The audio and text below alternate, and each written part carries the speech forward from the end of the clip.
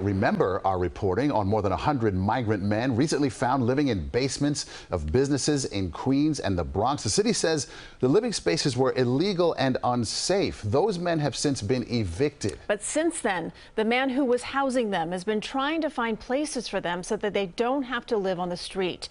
And as CBS 2's Jennifer Bisram reports, he's not the only New Yorker trying to help. This is where we do our pastries and roti. Vibrant Bernard, affectionately known as Cookie, runs Sybil's Bakery and Restaurant in Queens. The family business has been a staple in Richmond Hill for nearly 50 years. We have Guyanese, basically Caribbean, West Indian, Guyanese food. His family are immigrants from Guyana. My mom came here with 9 children, a single parent, and I was only 14 when she came. I had a job immediately in Manhattan, mopping offices. That's why he takes pride in helping others. We cook in bulk, so that leaves you with one problem at night. Sometimes you overcook, and you have food left back at night. He was giving the leftover food to the dozens of migrant men who were living in the basement of SAR's furniture store on Liberty Avenue back in February.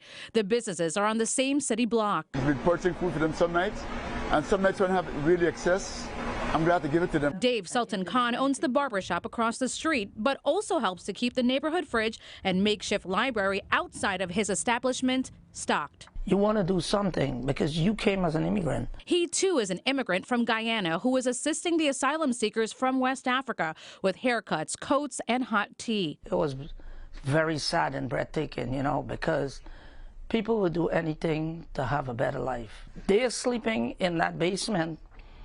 It is a health hazard and it's a fire hazard for the building or the city.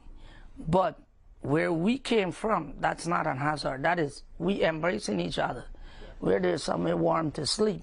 And the compassion for the city's newest New Yorkers extends beyond Queens. Imam Musa Kaba says dozens of migrant men who were found living in the nearby basement of this Bronx business attend his mosque daily to pray and take shelter in the day. Well, when they come here, they start talking to us. We don't have no place. Can you hold our luggage, our stuff?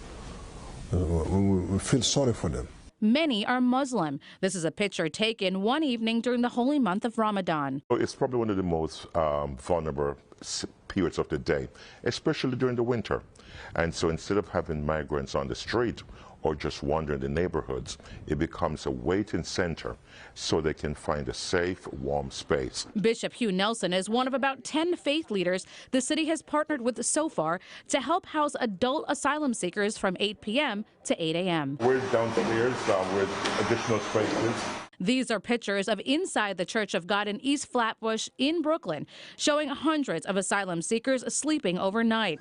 It has multiple exits, bathrooms, and soon showers. And what's quite heartbreaking is to see these fellow human beings to turn up in the middle of winter with all that they own wrapped in a container under their arm. The city says over 185,000 migrants have arrived in New York City since last spring, and its 30 and 60-day shelter limit rules are working.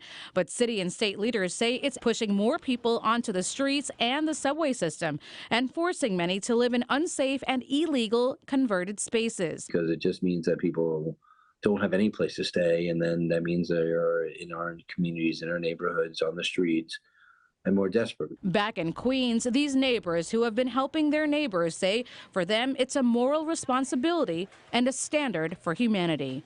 What else am I supposed to do? People need help, they come here, they need help. Jennifer Bisram, CBS 2 News.